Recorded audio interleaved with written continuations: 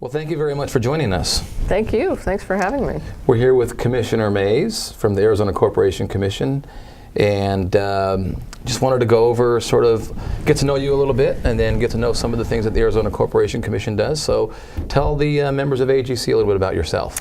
Well, I'm Kris Mays, and I'm one of your corporation commissioners. I'm currently the chairman of the Arizona Corporation Commission, and as you know, we're an elected body, so we're elected by the people of Arizona.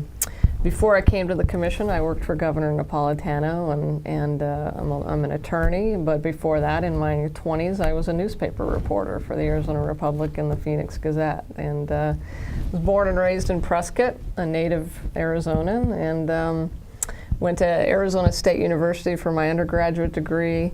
Got my master's degree from Columbia, and then went to law school at ASU. So you're from Prescott, huh? Born and raised. What about Ken Bennett? Did you guys used to hang out? Ken's a little older than me, but not much. So no, we went to the same high school. So and I think we were both in student government at Prescott High School. So we're both Badgers. Well, I say that because our previous interview to this one was with Ken, and he talked about himself being from Prescott. So let's talk about the Corporation Commission. What do you do? Well, the Corporation Commission in Arizona is basically Arizona's Public Utilities Commission. So we regulate all of Arizona's utilities. There are about 250 to 300 private water companies that we regulate, and then we regulate all the big utilities like APS, Tucson Electric Power, Southwest Gas, Unisource Natural Gas. All those companies we regulate. And so when they want to raise rates, they have to basically come to us for permission first. And then we essentially implement Arizona's renewable energy policies by virtue of the fact that we established the renewable energy standard for these utilities, and we're spending north of $150 million a year on renewable energy projects, whether it's distributed solar projects on people's rooftops or large-scale, utility-scale solar projects in the desert. We'll talk about some of those successes. What have we had here in Arizona as far as successful renewable energy projects? Well, you're going to start to see them go up in the next couple of years, but we have certificated or licensed about 5 or 6 different utility scale solar projects in Arizona. Those will probably be constructed over the next 3 years, 3 to 5 years. It takes a while to build them. And then we have certificated several power lines that are designed to bring that energy to load, or to the load pockets, which is basically Phoenix or Tucson or Prescott or where we live. And then we are putting more solar panels on rooftops than any other state in the country right now, or we certainly will over the next few years. Within our renewable energy standard, we carved out a requirement that the utilities help people put solar on the rooftops. And so our standard is 15% right now, but of that 15%, 30% has to come from basically solar rooftops. So we're going to see a lot of solar, and you're already starting to see multiple megawatts of solar projects go up on rooftops. But to give you a sense of some of the projects themselves, we certificated Solana, which is the big 400 megawatts concentrated solar project out in the desert near Gila Bend. That one hopefully will go up over the next couple of years. One of the stumbling blocks that we're seeing right now, though, it's the financing for these things. That's a $2 billion project. I didn't know it was that big. It's big. No idea. A big solar plant is like a big power plant. It costs a lot of money to build. So, we've been pretty successful at the commission in doing the environmental certification for these projects and approving the utility spending on them.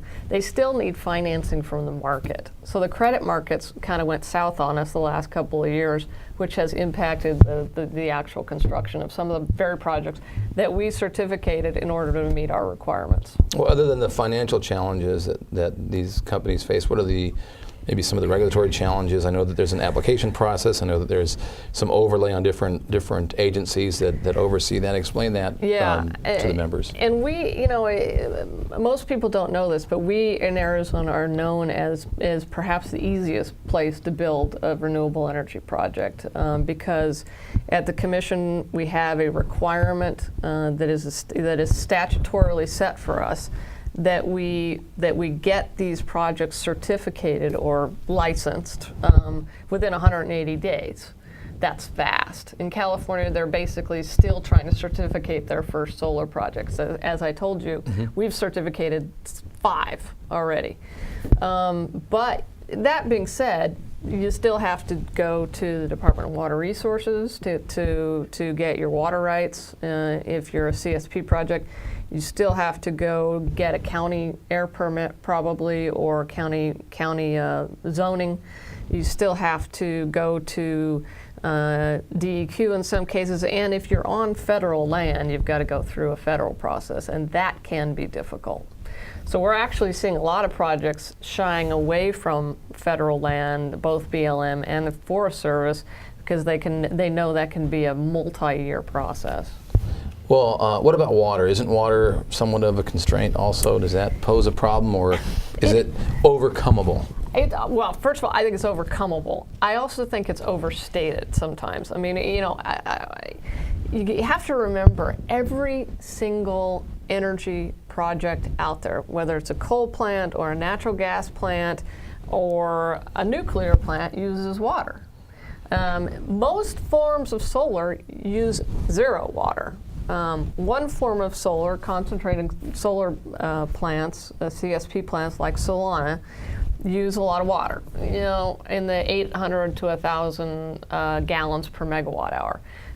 Now, what does that mean? Well, most coal plants use about 800 gallons per megawatt hour. So it's about roughly equivalent to possibly a little more than a coal plant. We're not going to be building any more coal plants in Arizona. I mean, we're just not, because we know that the federal government is going to come out with these carbon restrictions. It's going to happen. We won't build any more coal plants, and so we're looking at renewables, basically. And then there's wind, which we're going to be building a little bit of up in northern Arizona, and that uses 0 water. So most forms of renewable energy, even though there are some critics of it who I think overstate their concerns about water.